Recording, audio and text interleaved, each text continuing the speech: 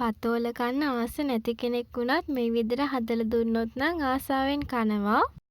MS kitchen එකට ආව ගොඩාක් ආදරෙන් පිළිගන්නවා. ඕන කරන දේවල් ටික සේරම දාලා තියෙන්නේ.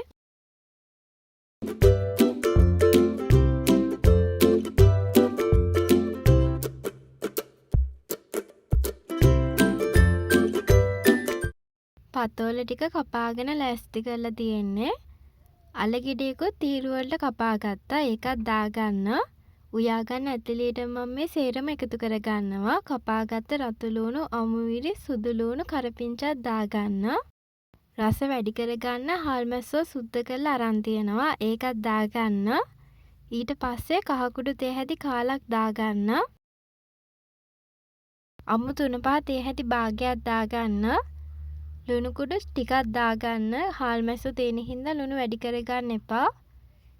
උම්බලකඩ කුඩු ආ කැමති නම් විතරක් දාගන්න. අපි දැන් පොල් කිරි දාගමු. ඊට කලින් උළුහා ටිකකුත් දාගන්න. මිටි කිරි අරගන්න.